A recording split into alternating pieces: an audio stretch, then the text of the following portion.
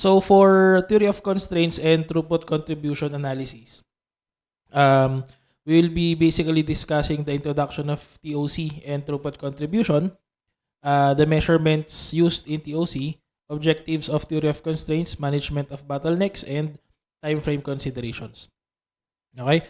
So at the end of this session, you should be able to know already, number one, the basic concepts of constrained optimization, okay? Or constraint optimization. In other words, paano mo ma-maximize or paano mo ma-make sure na magagamit mo nga ng husto yung constraints natin.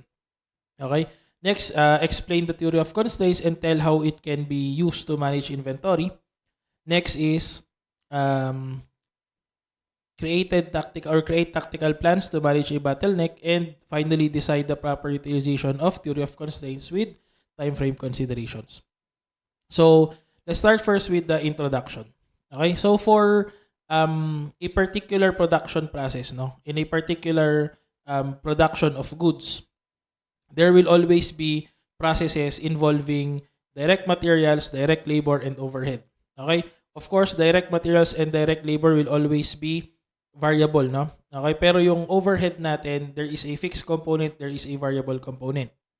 So, ang concern natin dito is, whenever we are using machines, whenever we are using certain equipment, okay, pagdating sa production, meron at merong machine na kailangan ng mas matagal na oras or mas matagal na panahon para i-process yung goods natin. Okay? So, yun siya. So, with that, instead na mabilis yung production natin, napapatagal yung operations o napapatagal yung production process kasi meron tayong operation, merong machine, merong equipment, or merong specific na process na matagal. Okay? Kumbaga, doon naiipon yung operations. That is known as the bottleneck. Okay? So, the goal in theory of constraints is to maximize the resources in that particular bottleneck operation in order for us to generate more profits and to maximize whatever limited resource that we have. Okay? So, the methods to maximize operating income when faced with some bottleneck and bottleneck operations is known as theory of constraints. So, in other words, ginagamit natin ng theory of constraints para malaman natin ano ba ang kailangan nating gawin. Okay? Dito sa mga products na pinoproduce natin, ano ba dapat ang kailangan nating i-prioritize na gawin para ma-maximize natin yung gamit nung bottleneck operation or nung limited resource natin dito sa particular operation na to. Okay? So in order for us to understand better, okay, yung computation and analysis natin later on, we need to understand first yung various items such as una, throughput contribution, which is arrived by getting revenues minus the direct material cost of goods sold. Okay? Direct material cost of goods sold. Okay, so in other words, ang hinahanap natin dito is magkano yung, di ba kasi parang ang labas dyan, kung ito yung total cost of goods sold, tanggalin natin yung materials, ang naiiwan na lang labor at saka overhead, di ba? So yung labor at saka overhead kasi, yun yung mga subject sa constraints. Kasi parang the materials will always be there kasi yun nga yung pinaprocess mo. Pero yung oras or yung period by which or yung time frame by which we are processing it, okay, through your conversion cost, okay, which is yung ating direct labor and overhead, yun yung magiging constraint natin dito. So, ang kailangan natin gawin is i-maximize natin yung throughput contribution. Okay? So, mamaya natin balikan yan. Next, we go to investments. Investments pertain to the sum of material cost, okay, in direct materials inventory, work in process inventory, and finished goods inventory, kasama ang research and development cost and cost of equipment and buildings. Okay? So, basically, yan lang ang kailangan lang nating tandaan dyan is ito yung total amount ng pera or amount ng nagastos natin, okay, in relation to these items. Okay, investments in general. Okay, wag mo munang isipin yung investments in the point of view of financial management or whatever. Doon lang tayo sa specific na terminologies natin dito. Okay, next, operating cost, okay, pertains to all cost of operations other than direct material cost, okay, incurred to earn throughput contribution. This will include your direct labor and overhead. Okay? Yan. So what is the objective of TOC or theory of constraints? Okay? The objective is, just like what I said a while ago, increase throughput contribution while decreasing investments and operating cost. Bakit? 'Di ba? Kapag tinaasan mo yung throughput contribution, tataas ang revenue. Okay? Or tataas ang net revenues or net income natin. While decreasing investment and operating cost. Kapag binawasan mo yung investment at saka operating cost, mas mamaximize natin yung income kasi yung net result natin, which is your net income natin, overall profitabilities and overall liquidity natin will improve. Okay? Kasi mababawasan yung investment, mababawasan yung operating cost, so mas malaki yung maiiwan or yung magiging profitability level natin. Okay? As well as the cash flow level, tataas din yan kasi mababawasan yung gastos. Okay? So, paano mo gagamitin ang theory of constraints? It's either you're going to use a short-run horizon or an operating cost to be fixed. Okay? So, ibig sabihin, it's either this is a temporary situation or this is an ongoing situation na kailangan nating i-deal all throughout the operation of the company. Okay? So, paano natin gagawin yan? Okay? So, how are we going to apply theory of constraints? Okay, the first thing there is we need to recognize that there is always a bottleneck. Okay? In any operation, there will always be an operation na laging doon naiipon yung process. Doon nasa stock yung mga goods, or in other words, doon yung mabagal ang movement. Okay, yun ang bottleneck. Okay? So what are the steps? Okay? How are we going to manage the bottleneck? So first of all, we need to recognize that the bottleneck operation determines throughput contribution of the system as a whole. Bakit? 'Di ba? Kasi the bottleneck operation, kapag na-stuck doon ang goods, doon din hindi mo siya mabebenta, 'di ba? Parang kunyari, nagpo-produce ka ng product, tapos meron tayong 4 na processes. Process 1, process 2, process 3, process 4. Okay? Titignan mo, yung flow doon sa process 1 at saka process 2, maganda naman, okay? Mabilis. Kumbaga, walang naiipit doon. Pagdating sa process 3, doon biglang ang bagal. Ang bagal ng output niya. Kaya pagdating, yung process 4 naman, ang dami ding idle capacity. So, ibig sabihin, walang problema kay process 1, 2, and 4. Ang problema na kay process 3. So, we recognize that it is the bottleneck at kailangan nating gawan ng paraan yon. Okay? It's either by number 1, increasing the capacity of that particular process, or number 2, kung talagang wala tayong choice but to still deal with that, okay, di ang gawin natin is i-prioritize natin kung ano yung mas magiging profitable na product. Parang ganun siya. Okay, so next. Punta tayo dun sa step 2. Search and find the bottleneck operation by identifying operations with large quantities of inventory waiting to be worked on. Diba? So, yun na yung sinasabi ko kanina. Okay, so aside from recognizing that a bottleneck is crucial or will eventually determine kung magkano ang ultimate na kikitain mo, you need to identify kung saan nga ang bottleneck. So, diba, sinabi nga natin kung saan yung matagal ang movement, yun ang bottleneck. Okay? Kumbaga, kung saan naiipit yung mga goods, yun ang bottleneck natin. Okay, so step 3, keep the bottleneck operation busy and subordinate all non-bottleneck operations to the bottleneck operation. That is, the needs of the bottleneck operation determine the production schedule of the non-bottleneck operation. So in other words, wag mong kasi iniisip mo, okay naman si 1 and 2, okay din si 4. So ang gagawin ko, basta hanggat kaya pa ni 1 and 2, lagay lang ako ng lagay, produce lang ako ng produce. Ang ibig sabihin, kabaliktaran. Ang gawin mo, work back. I-consider mo ano lang ang kayang i-produce nung bottleneck. Pagkatapos, doon mo i-adjust yung movement naman ng other processes mo. So in other words, yung movement ng goods or yung production, yung units, yung quantities, yung bilis ng pag-produce sa isang or dun sa non-bottleneck operations will be dependent kung ilan yung kaya lang i-produce nung bottleneck operation. Okay? Or nung operation na kung saan naiipit yung items. Okay? So, paano mo in doing that, step 3, okay? Ito yung magiging effect niyan, okay? So, or ito yung basic na consideration. To maximize operating income, maximize contribution margin of the constrained or bottleneck resource. Explain natin later on yan. In other words, ang gagawin mo, i-prioritize mo na i-produce yung product na mas malaki ang kikitain mo. Okay? Based on the constraint.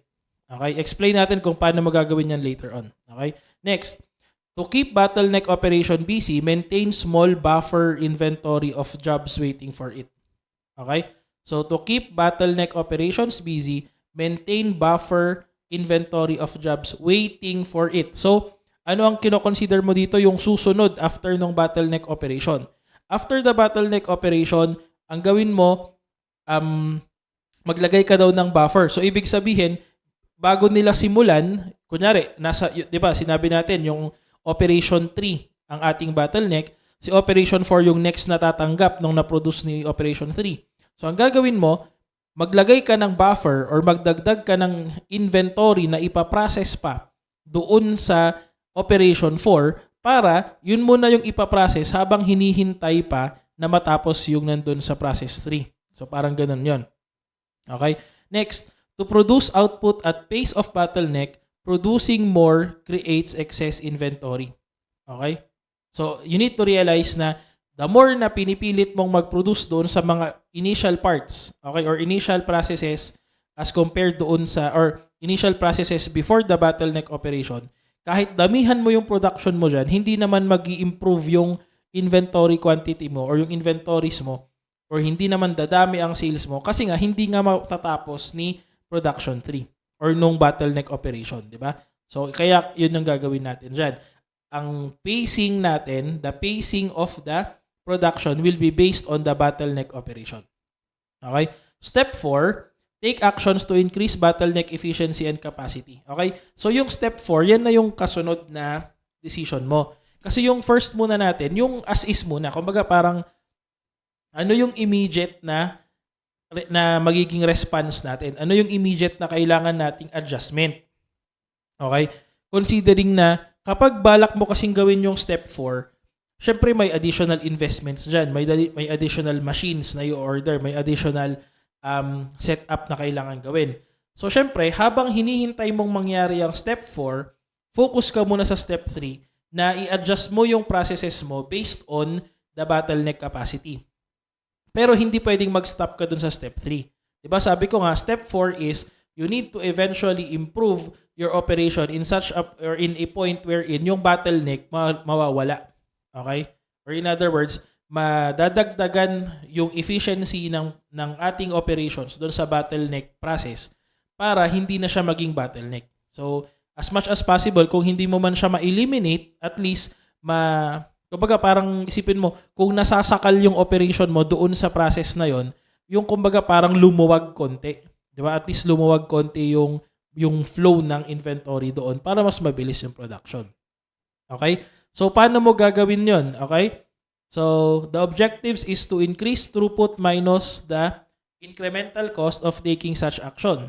So, ito yung mga pwede. Okay? Eliminate idle time, or the time when the machine is neither being set up to process products nor actually processing products at the bottleneck operation. Okay, so yung idle time, kailangan nating ma-eliminate yun. Okay, next, process only those parts or products that increase throughput contribution and not parts or products that remain in finished goods or spare parts inventory. So, in other words, sinabi ko na nga kanina, i-prioritize mo munang i-produce yung alam natin na mabebenta. Okay? Kasi 'di ba eventually yung sales mo, yun yung magi-generate ng revenue. So wag kang basta-basta lang mag-produce ng kung ano-ano tapos ipapasok mo siya doon sa bottleneck operation. Alam mo na nga na crucial yung bottleneck, tapos ang pinoproduce mo pa yung hindi nabebenta. Di mas lalo lang na nasasayang yung production mo. Ang ibig sabihin ng letter B dito, i-prioritize mong i-produce yung alam mong mabebenta. Or yung alam mong mas malaki ang kikitain, okay, at certain levels based on the expected sales level. Okay? Bali, gagawa tayo example mamaya. Next, shift products that do not have to be made on the bottleneck machines to non-bottleneck machines or to outside facilities. Ano ibig sabihin nun? Okay? Kung kung pwede naman palang ma-avoid, okay, nadadaan yung process doon sa bottleneck operation, edi wag mo nang idaan doon. Kumbaga, ilipat mo na lang. Okay? So, dyan na papasok yung concept ng outsourcing or modifying your operation. So, kung kaya mong i-modify to a point na iiwasan na yung pagdaan doon sa process na bottleneck, then you do so. Pero kung hindi talaga may iwasan, pero alam na nga natin na bottleneck na yon, pwedeng i-outsource mo. Baka kasi mas murang i-outsource mo na lang yung operation kaysa mag-invest ka pa para lang matapos mo yung process, di ba? Mag-invest ka pa para mapalawak mo yung capacity ng ating bottleneck operation. Okay? Next, reduce setup time and processing time at bottleneck operation. So you need to have more efficient overhead at saka more efficient labor dito para mabawasan yung setup at processing time, di ba? So ang gagawin mo dyan, kung that is labor intensive, you need to make sure, sabihin mo dun sa mga empleyado mo, kailangan mas bilisan nyo yung movement dito. Okay? Or kung hindi talaga kaya ng tao na mas bilisan pa, edi magdagdag ka ng tao dun, di ba? So ganun siya. Kung labor intensive. Nasa letter D tayo Pero kung kung capital intensive siya, then you have no choice but to invest in additional equipment para mas bumilis yung processing niya, or yun nga, i-outsource mo. Okay? Kumbaga, ipagawa mo sa labas. Yun. Next. Improve the quality. Yan, improve the quality of parts or products manufactured at the bottleneck operation. Okay? Kasi if you improve the quality of the parts or products, then mas, 'di ba, magiging maganda din yung quality ng eventual output or ng final output natin. Take note that a particular part or a particular process is an integral contributor, okay, doon sa total or doon sa overall product. Okay? Letter I, cost of poor quality is the cost of materials wasted plus the opportunity cost of lost throughput contribution. Okay? In other words, kapag poor yung quality, ang daming wastes, ang daming sayang, ang daming hindi napakinabangan, na nasayang lang yung effort, nasayang yung oras, nasayang yung material, okay, and whatever. Okay? That's why you need to make sure na maganda yung quality, okay, nung output natin. Also, inspection should be before processing parts at the bottleneck operation. Huwag kang mag-i-inspect after nung bottleneck. Okay? Mag-inspect ka before nung bottleneck. Kasi ganito yun, no? Kapag nag-inspect ka after nung bottleneck, pinadaan mo muna yung substandard na products bago mo chinek. E di ang labas, di mas lalong nagsayang ka. Di ba? Alam na nga natin na mahalaga yung capacity nung bottleneck operation. Bakit ang gagawin mo, saka mo i-inspect kapag dumaan na siya doon? Di ba? Ang gawin mo, para masiguro natin na lahat ng pumapasok doon sa bottleneck operation will produce high quality outputs. Yung input na mismo, i-check mo muna bago pumasok, di ba? So, ganun yung labas nun. That's why you need to make sure na kung mag-i-inspect ka man, okay, kung gagawa ka, di ba kasi ang inspection, non-value adding process yan Pero, kung hindi talaga may iwasan, mag-inspect ka bago mo i-process dun sa bottleneck operation. Di ba? Kasi, sayang yung effort mo kapag kunyari, in-inspect mo, ay, mali. Na-process na. Nagamit mo na yung oras, yung machine capacity, nagamit mo na. Kaso, reject pala, di sayang lang yun, di ba? So, inspect mo bago mo ipasok doon sa machine or doon sa process. Okay? Finally, doon tayo sa time frame. Okay? So, time frame considerations natin. Kasi, yung theory of constraints, pwede mo siyang gamitin whether short run or pwedeng long run. Depende kung ano bang balak mo. May balak ka bang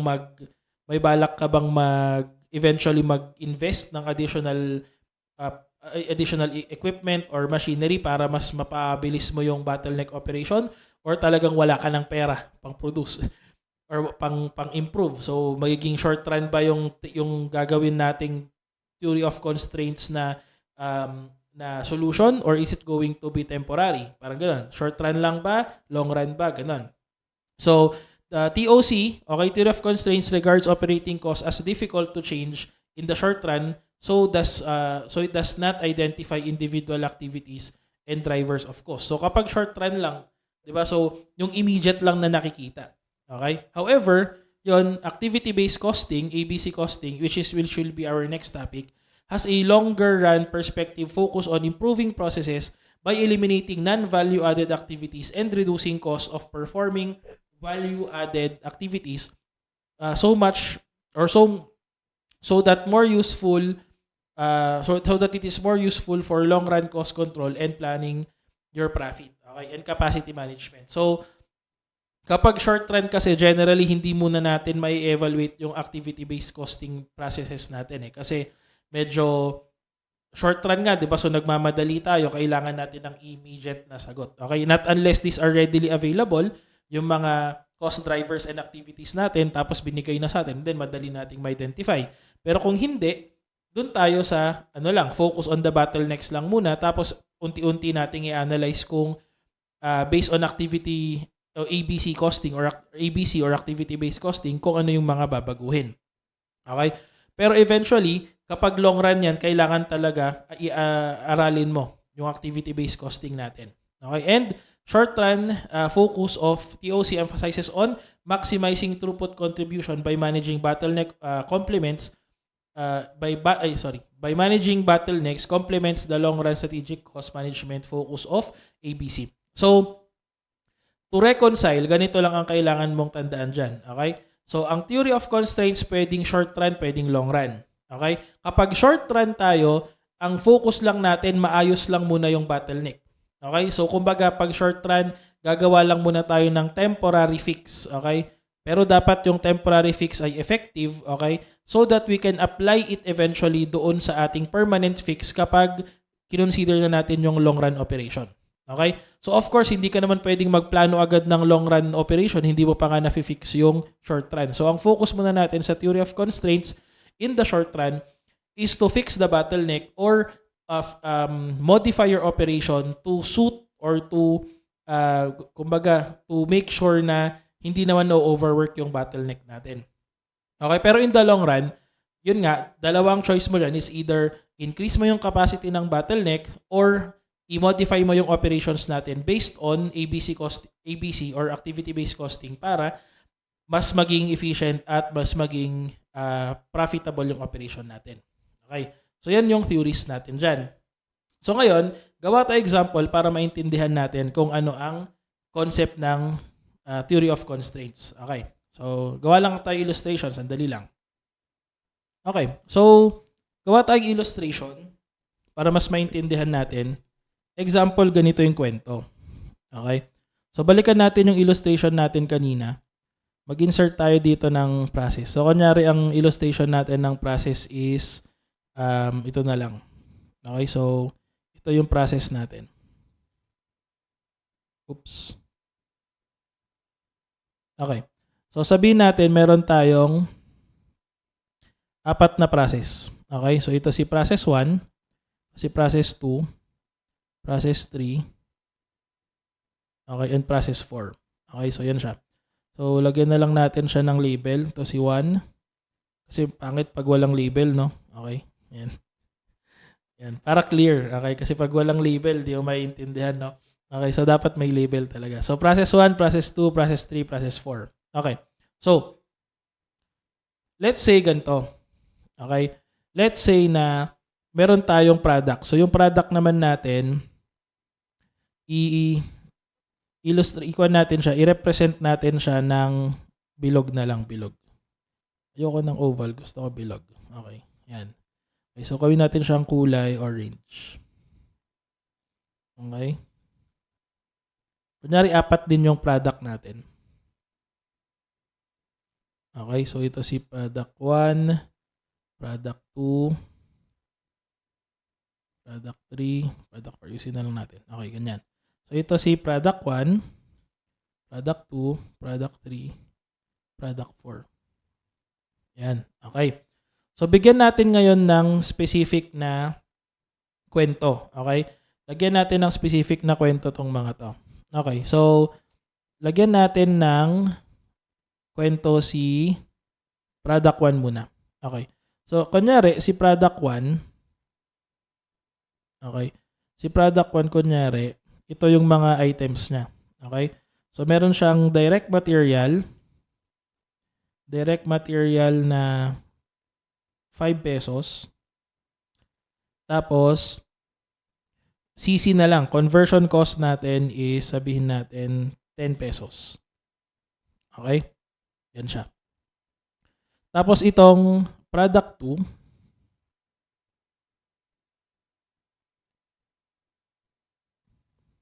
okay? So, kunyari siya naman ay ang direct material niya 10 pesos. Tapos yung conversion cost niya, sabihin natin 7 pesos lang. So pa. Okay, punta naman tayo kay 3. Siya ay may direct material cost na sabihin natin 7 pesos. Tapos conversion cost din niya ay sabihin natin 7 pesos din. Okay? Tapos yung huli, okay? Direct material cost niya sabihin natin 10 pesos. Tapos 10 pesos din yung conversion cost niya. Okay? Ang next natin gagawin, alamin natin kung magkano natin siya ibebenta. Okay? So, kunyari, itong product na to, selling price niya ay sabihin natin 25. Okay? Ito, selling price niya ay yung magandang selling price. Sabihin natin 30. Okay? Isi lang natin. Okay? Tapos ito, kunyari, selling price niya ay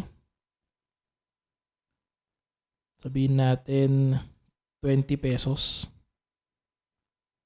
Okay, tapos yung huli, selling price nito, kunyari, 45 pesos. Okay, yan. So, yan yung mga items natin. Okay. So, let us assume, okay, let us assume na in our operation, okay, lahat itong products na to, itong product 1, product 2, product 3, product 4, lahat yan dadaan dito. Okay? Lahat yan dadaan dito. Okay? So, wala tayong problema kay process 1, process 2, process 3. At process 1, process 2, at saka process 4. Ang problema natin si process 3, kunyari. Assume natin yan yung red. Yan yung ating, ang tawag dito. Yan kunyari yung ating bottleneck. Okay? So, ang nangyari dyan is, doon sa processing natin, ito laging may idle capacity, ito laging may idle capacity, ito meron din lagi. Laging sa number 3 na iipit. Okay? So, ang gagawin natin, i-analyze natin si bottleneck. Okay? So, anong first natin gagawin? 'Di ba alam natin na lahat itong product na to, yung product 1, 2, 3, and 4, lahat naman yan ay dumadaan sa lahat ng processes. Okay? So, wala tayong choice but to consider na, kumbaga, kunyari muna, wala tayong alternative to outsource, wala din tayong pera na mag-invest. Okay? So, ang focus lang muna natin is yung, kumbaga, gawan ng paraan paano natin mamamaximize si bottleneck. Okay? So, ang gagawin natin, ganito. Gawan ulit natin ng kwento si 3. Okay? Assume natin na si 3, ang capacity lang niya ay maximum output. Ay sige, maximum capacity per day. Okay, so sabihin natin ang maximum capacity per day lang niya, kaya lang niyang mag-produce ng, or sabihin natin, ang maximum capacity niya per day is, sabihin natin, 8 hours kunyari. Sige, 8 hours lang. Okay? 8 hours. Okay. Next. So, kung 8 hours yan, convert natin into minutes. Okay? Or basically, kapag 8 hours yan, ilang minutes yan? 60 times 8, no? Wait. Minsan kasi mahina tayo mag-calculate.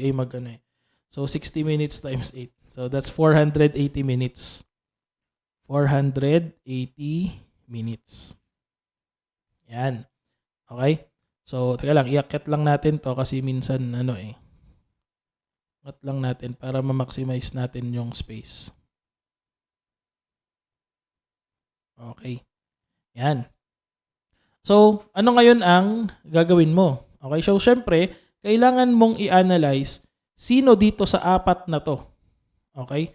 Sino sa apat na product na to ang uunahin nating padaanin dito, considering na meron tayong maximum capacity na 8 hours per day only. Okay? So, first step natin is to determine magkano ang contribution margin. Okay? So, magkano contribution margin ni 1? Okay, magkano contribution margin? Okay. Kung ang selling price ay 25, tapos ito yung direct material tsaka conversion cost natin, okay, magkano contribution margin? So, kung sabihin na natin, yan na lahat yung, sabihin natin, ito na yung variable at tsaka fixed cost na lahat. Okay? I-assume natin na immaterial yung mga non-production cost. Okay, kunyari, wala lang. Okay. So, in this case, ang contribution margin natin will be 25 minus 15. So, 10 ito, di ba? 10. Okay? Kopyahin natin sa iba naman. Dito tayo sa isang to. Okay? Magkano naman to? 30 minus 17. This is 13. Okay? So, 13 naman to. Okay? Tapos, isa pa. Ito naman, 20 minus 14. So, this is 6. Oops, sorry. So, 6 pesos lang. Uy, 6 sabi eh. Okay, 6. Tapos, ito, huli. Okay, itong product na to, 45 minus 20. So, this is 25. Yan, okay. So, syempre, 'di ba, nakita mo na, uy, parang alam ko na kung ano ang uunahin kong product. Okay? Ang kailangan kong unahing product, yung product 4. Kasi nakikita ko na yung kikitain ko dito, kapag inuna ko siyang i-produce, ay 25. So, 25 compared doon sa contribution margin ng ibang product. Okay? Kapag diyan ka nag-stop, mali yan. Okay? Mali yung magiging sagot mo. Okay? Kasi, we need to understand na this contribution margin is not yet the end of our analysis because we still need to determine whether ito bang contribution margin na to is kikitain natin at the same rate as the others, okay? If we consider kung gaano katagal pinaprocess ni bottleneck operation yung isang product. Okay? So, kunyari, to explain further para maintindihan mo. Example, okay? Itong product 1, ang contribution margin niya ay 10 pesos at kailangan lang siyang maiprocess for 2 minutes. Okay? For 2 minutes doon sa bottleneck operation. Itong second product, contribution margin is 13, pero kailangan siyang i-process ng 3 minutes. Okay? Doon sa bottleneck operation. Itong item naman na to, si product 3, 6 pesos ang contribution margin niya, pero kailangan lang 1 minute para ma-process siya doon sa ating bottleneck operation. Tas ito, si CM or si product 4, ang contribution margin niya ay 25, pero kailangan siyang i-process ng 6 minutes. Okay? 6 minutes doon sa bottleneck operation. Okay? So, kung i-analyze natin ngayon yan, okay? So, gawa tayo ng number. Okay? So, mag-insert tayo ng icon. Kunyari, na lang. Si triangle na lang. Triangle. Okay? So, kunyari, pare-pares na triangle yan. Okay? So, gawa tayong 4 na triangle. Yun. Para kunyari magkakaparehas, no? Yan. Yan. Kunyari magkaka-level sila. Ay, mali. Ginagawa mo. Yan. Okay. Question. Sige. Question. Kung nakita mo na ganyan yung information natin, okay? with the particular contribution margin and the particular number of minutes that is needed to process, okay, these particular products in the bottleneck process. Question, sino ang ipa-prioritize natin na i-produce? Okay? Anong product ang ipa-prioritize natin i-produce? So with the information given here, what will be your next consideration? Okay, so your next consideration here is for you to determine ano nga ang ipa-prioritize natin na product. Okay? Now, considering this for yung first na item natin, considering na kailangan mong i-produce or i-process ng 2 minutes, okay, dito sa bottleneck operation, okay? Meaning ang labas nito is kumbaga ang result nito is going to be 5 per minute. Okay? 5 per minute ang magiging contribution margin mo dyan. 5 piso per minute. Okay? Dito, sa second, kung 13 pesos siya pero 3 minutes, so ang gagawin natin 13 divided by 3. So that's going to be 4.33 per minute. 4.33 per minute. Okay? Kulang pa. Kulang. Ayan. Okay. Tapos ito, wala naman na tong problema kasi 6 pesos tapos 1 minute lang. Okay? So this is going to be 6 per minute na. 6 pesos per minute. Yun din lang yung kikitain mo. 6 per minute. Okay?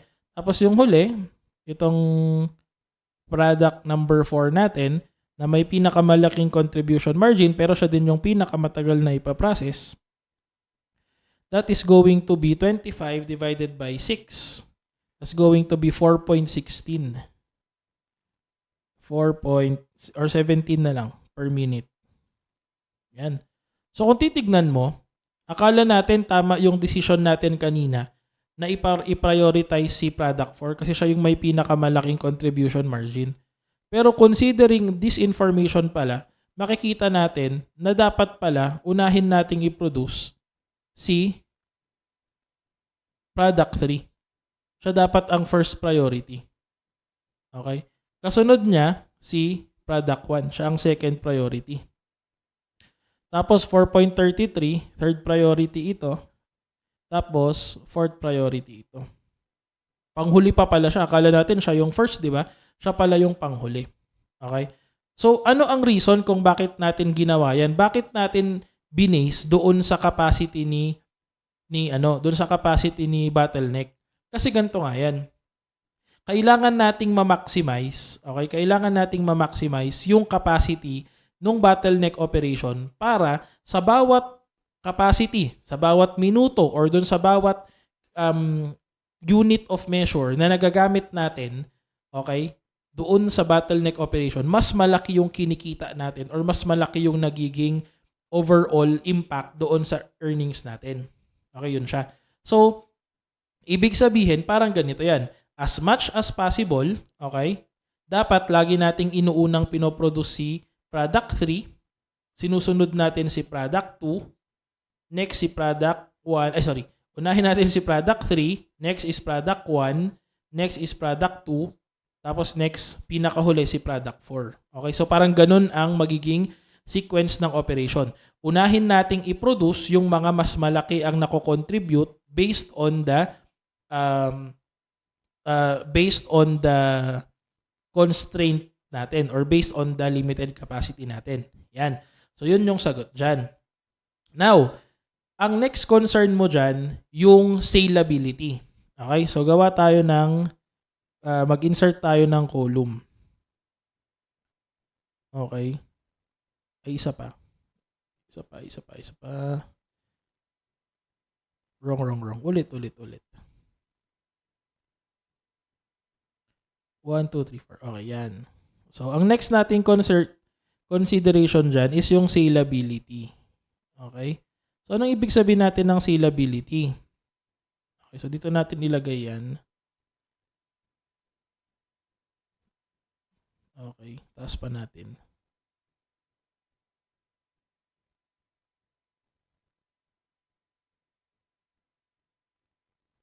Okay, yan. So, ilagay natin dito yung sales. Okay, sales. Yan. 'Di ba sinabi natin kanina, huwag kang basta-basta produce lang ng produce, okay? Kung hindi mo naman mabebenta eventually. Okay? So ito yung next step na kailangan mong gawin. You need to determine kung ilan yung kaya mong i-produce or ilan yung kaya mong mabenta on a daily basis. So kumbaga, kung daily yung constraint, daily din yung gawin nating consideration sa pag-evaluate kung anong ipa-prioritize natin. So kunyari, sabihin natin ang kaya mong mabenta na product 3 sa isang araw, kaya mo lang magbenta ng 100. Okay? Pagkatapos doon sa product 2, ay product 1 kunyari, ang kaya mo lang ma-produce is sabihin natin, ang kaya mong mabenta, kunyari sabihin natin 300. Ito kaya mong magbenta ng 500. Ito kaya mong magbenta ng sabihin natin 600. Ayan, kaya mong magbenta ng madami. Okay, so yan yung consideration natin. So, with this particular item, kailangan mo nang i-consider kung ano ngayon ang magiging allocation natin or kung hanggang ilan ang pwede nating i-produce or ang dapat nating i-produce. Okay? So, ganito lang yan. Simple lang naman yung analysis dyan. Si product 3, di ba sinabi natin siya dapat yung priority? Pero ibig bang sabihin, dapat siya lang ang i-produce natin sa buong araw? The answer is no.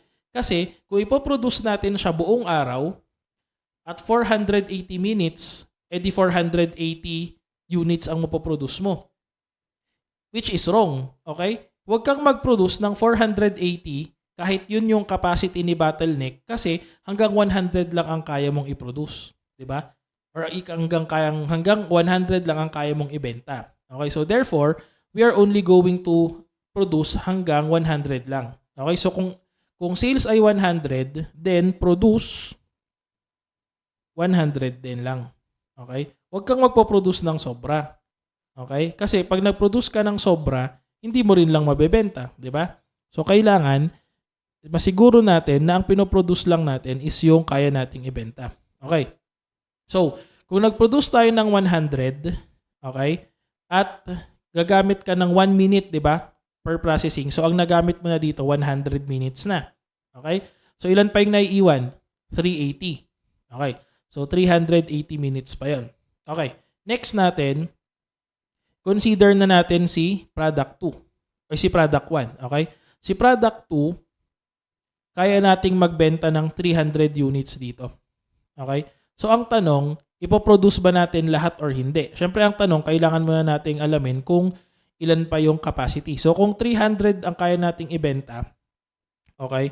Pagkatapos, 300 yung kaya nating ibenta, pagkatapos 2 minutes yung kailangan dito. So, that's going to be 600 minutes, di ba? Okay? Eh, ang problema, 380 na lang yung naiiwan. So, kung magko-compute tayo, 380, di ba? Kasi, explain lang natin 480 kasi yung kaya natin, yung capacity natin. Tapos, ibabawas natin yung 100 minutes na nagamit na natin dito sa priority natin, si product 3. So, may iwan na lang na 380. Divide natin ng 2 minutes kasi yun yung kailangan para mag-produce ng product 1. That's 190. So, ang gagawin mo lang dito, 190. Produce. Okay, produce 190. 190. Okay? So, ito, ang problema mo ngayon dito, si product 2, okay? Do not produce. Do not produce. Tapos si 4 din, do not produce din. Okay. This is on a short run analysis lang muna. Okay? Bakit? Kasi kapag inuna muna nating i-produce si product 3 at saka si product 1, mas malaki yung kikitain natin. Okay? Mas malaki yung ultimate na effect sa profits natin. Effect sa profit natin kasi pinrioritize natin yung mas malaki ang kinikita per constraint or per minute, which is our constraint in this case. So, to sum it up, okay? Ganun yung gagawin mo. So, kung gusto mong i-double check yan, parang ganito yung labas niyan. Pag nag-produce ako ng 100 at nakabenta rin ako ng 100, di ba 6 pesos per minute ang kikitain ko doon. So 6 times 100, that is 600. So meron akong kikitain 600 dito. Okay? Ngayon, kapag yung naiiwan na 108 ay na 380 minutes, ginamit ko para mag-produce ng 190 at mabibenta ko din siya based on 5 pesos per minute. So 190 times 5 yon. So 190 times 5, that's going to be 950. Okay? So kapag ginawa ko yan, dito tayo sa baba, ilagay natin yung conclusion. Okay? Dito sa baba, lagay natin yung conclusion natin. So that's basically 100 times 6 plus,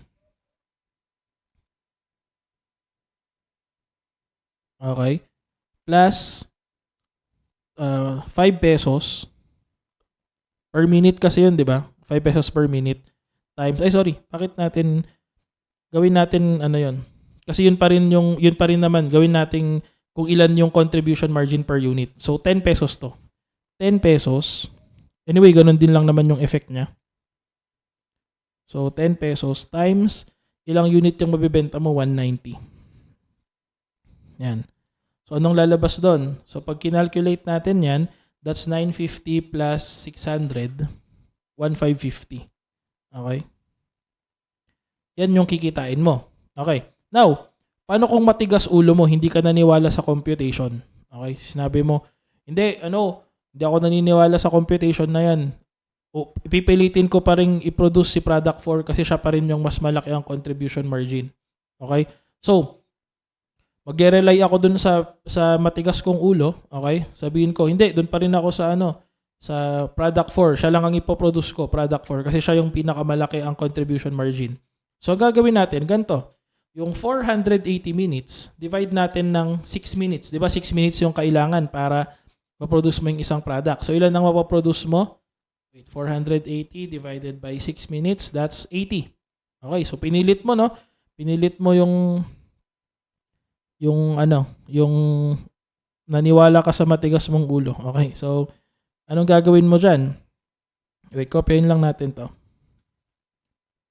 Yan. So, hindi ka naniwala doon sa sagot natin na dapat i-prioritize natin si product 3 muna at saka si product 1. So, pinilit mo pa rin, nag-produce ka pa rin ng product 4. So, ang gagawin mo, 25 times. Ilang units ang mapoproduce natin kung magfo-focus tayo sa 480 units lang kasi 480 minutes ang capacity ng production or ng bottleneck operation divided by 6 minutes na kailangan para ma-process yung isang product. So, that's going to be 80. So, times 80 to. 80 equals, anong lalabas? So, 25 times 80, that is, ano to? 2,000. Tama ba?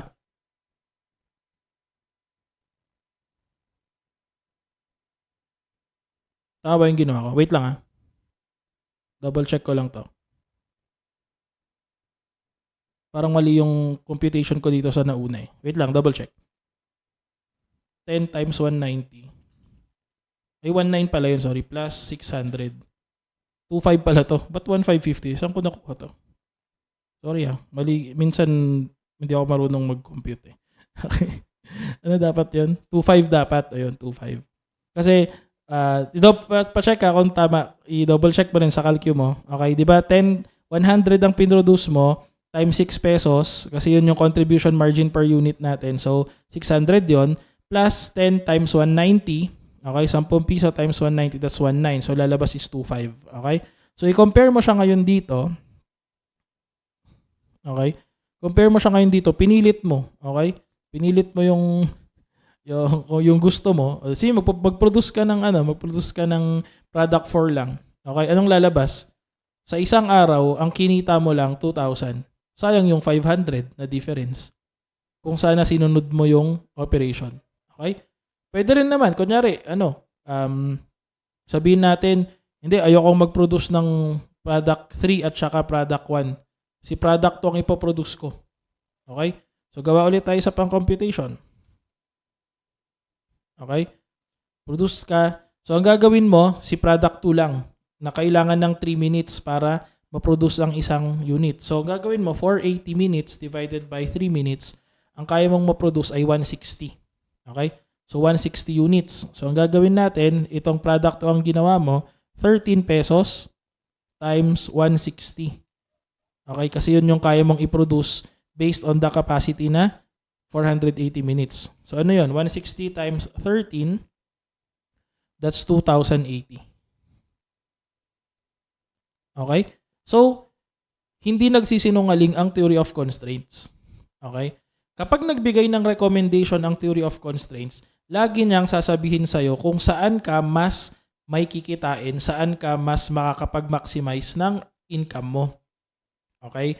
Kapag sinunod mo yung recommendation ng theory of constraints. Okay. Now, hindi doon nagtatapos ang theory of constraints. Kasi after mong gawin yan, we need to analyze. Di ba? Isipin mo, hala, bakit ganun? Kung ito pala yung kaya kong ibenta. Okay, lagyan natin ng highlight tong mga kaya niyang ibenta. Okay? Okay? Kung ito pala yung kaya kong ibenta, ito yung capacity ng marketing department ko or ng sales department ko. Ito yung mga number of units na pwede kong ibenta from my product. Ang laki pala ng nawawala sa akin kung hindi ko iaayos or kung hindi ko i-improve itong bottleneck operation ko. Kasi based on my bottleneck at sinundan ko yung theory of constraints, basically, ang napoproduce ko lang is the entire demand for product 3 and a fraction of the demand for product 1. Kasi kung isipin mo, 300 ang pwede mong mabenta, 190 lang ang nagagawa mo. So, meron pang 110 na nasasayang na hindi mo mabenta or hindi mo ma-fulfill na demand, di ba? Tapos, isipin mo, hindi ka pa nag-produce ng product 2 at saka product 4 na may capacity of sales na 500 and 600 respectively. So, you have no choice, okay, but to eventually improve the capacity of your product. Okay? Improve the capacity of your product. Improve the capacity of your bottleneck operation. Kasi pag hindi mo to in-improve, nasasayang yung sales eh. Okay? So, let us assume. Okay? Let us assume. So, kopyahin natin to. Wait, lahat to kopyahin natin. Gawa tayo ng isa pang slide, no? Okay? So, ganyan. Itaas na lang natin dito. Okay. Tapos gawa tayo ng kwento. Okay, para kunyari lang ay kumbaga, kun lang natin ang ginagawa ko. Wait lang, i-group ko lang. Okay. Yan. So kunyari yan siya. Ituloy natin yung kwento. Gawa lang tayo ng additional information. Okay, so kunyari ito yung case natin.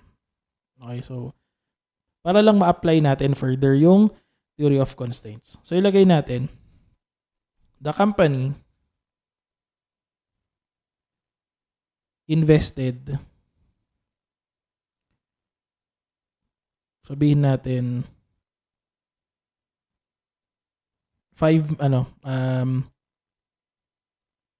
sabihin natin 300,000. Hindi. Gawin natin 3 million. Okay. 3 million pesos to increase the capacity of the bottleneck to, let's say, nung nag-invest siya ng 300,000, na times 3 natin yung capacity niya. So from 480 magiging, so 480 times 3, that's going to be 1,440 minutes. 1,440 minutes per day. Okay? So assume natin na itong item na to, okay, the investment can be, has a life of sabihin natin 3 years lang. 3 years or gawin nating 360 days per year. Okay, so kunyari yun din lang yung operations natin. Okay. So with this information given to us, let us evaluate kung tama ba. Is it correct or is it appropriate? Or is it a correct decision na ang ginawa ng management ay nag-invest siya? Okay?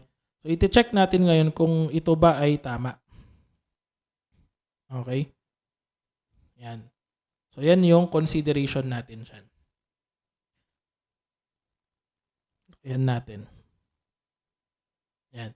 So if the company invested 3 million to increase the capacity of the bottleneck,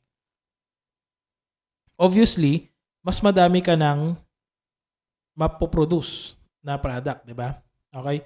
However, with the added investment, tataas din yung cost mo. If that is 3 million total investment with a life of 3 years, tapos may 360 days per year ka lang. So, kumbaga parang compute lang natin kung 3 million yan, divide natin ng 3 years, so that's 1 million per year, divided by 360 days.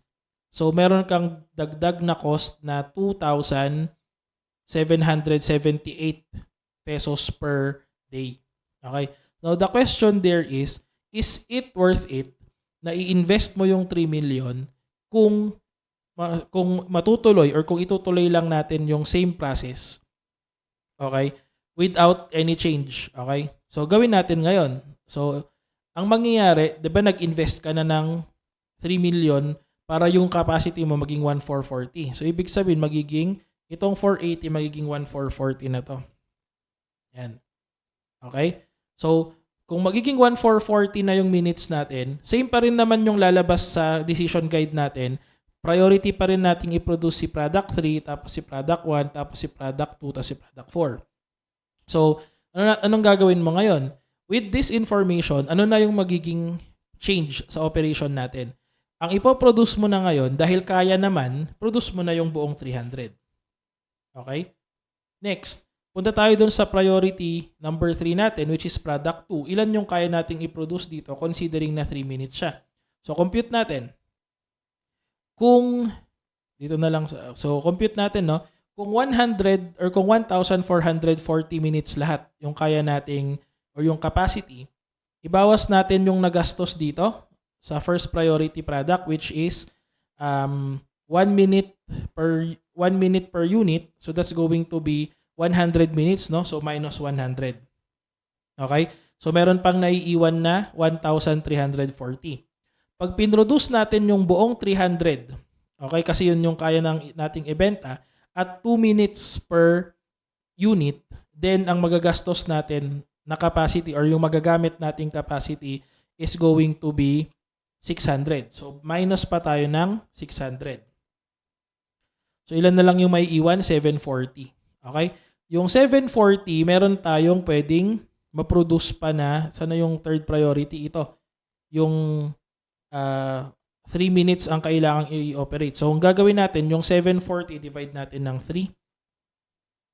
So, kaya pa nating makapag-produce ng, syempre hindi tayo pwedeng mag-produce ng butal, whole number lang. So, ang kaya nating i-produce, 246 lang.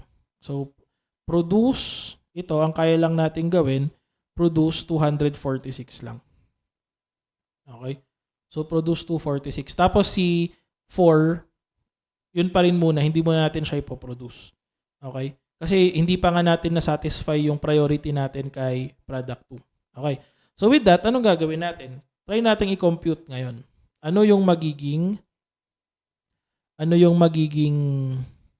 ang tawag dito? Ano yung magiging effect doon sa ating operation? Okay. So, solution. So, ganun pa rin. 100 units times 6 pesos, kasi 6 pesos per unit. 10 pesos ito. Tapos, ang ipaproduce natin buong 300, no? So, 10 pesos times 300. 300 lang. Okay. Tapos, ano pa? Ipaproduce natin yung product 3. So, plus, ilang units? 246. 246. Kasi, ulitin kasi yung lumabas na sagot, 246.67. eh hindi naman tayo pwedeng magbenta ng hindi tapos, 'di ba? Kumbaga 2/3 complete lang yung isang product. Kaya 246 lang, okay? So 246 times magkano yung contribution margin natin per unit nito? 13. So times 13. Okay? So magkano lahat yung magiging kita natin sa isang araw? So ang gagawin natin dyan, compute lang natin. So that's going to be 6. Ay, sorry. Unahin ko na yung butal. 246 times 13 plus yung kikitain natin dito na 600 plus yung kikitain natin dito na 3,000.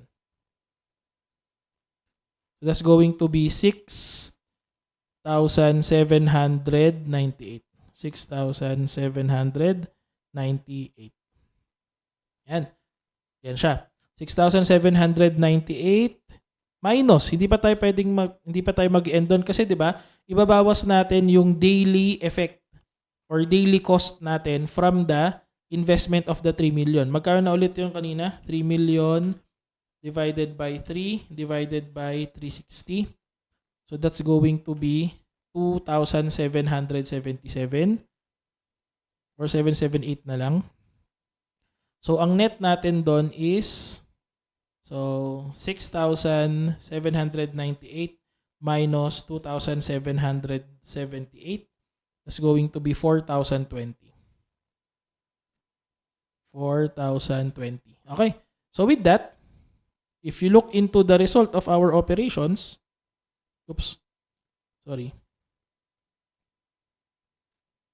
if we look into the result of our operations, kapag sinunod natin to, magiging 4,020 ang income natin per day as compared doon sa original kanina na ito lang.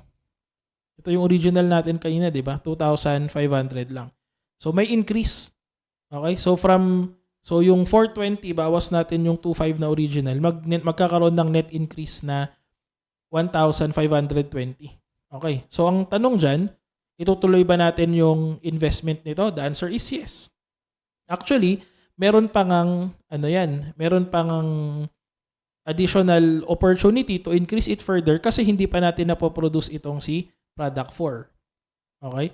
Partial pa lang si product 2, tapos si product 4 hindi pa napoproduce. But again, take note, kapag nag-improve ka ng capacity ng isang bottleneck operation, there might be a possibility na yung other processes mo, kailangan mo ding i-improve, di ba? Kasi baka, ang mangyari kasi dyan, merong shifting ng bottleneck. Baka ang mangyari, hindi na bottleneck si process 3, ang bottleneck mo na ngayon, biglang si process 4 na, di ba? So, ganun na. So, in that case, pagkatapos mong mag-improve, take note, never ending ang theory of constraints. Always magbabago yan hanggat nagkakaroon ng changes sa operation. So, kunyari, dahil nag-improve ka ng operation mo, okay, assume lang natin nag-improve ka ng operation mo, tapos ang nangyari, okay na to, ang naging problema mo, si process 4 naman ang naging bottleneck, edi gagawa ka na naman ng panibagong TOC computation, tsaka TOC analysis, kasi hindi na si product 3 ang constraint mo, or hindi na si process 3 ang constraint mo. Ang constraint mo na si process 4. So, ano gagawin mo? Balik ka ulit, gawa ka na naman ng bagong analysis. So, that is basically how theory of constraints work. Okay? So the main goal of theory of constraints is to make sure na minamaximize natin yung investments, na ma-maximize natin yung production capacity natin, at na minimize natin yung gastos natin to make it a point na kumikita tayo. Okay? At na ma-maximize natin yung profitability capabilities ng ating negosyo. Okay? So yan yung kwento ng theory of constraints.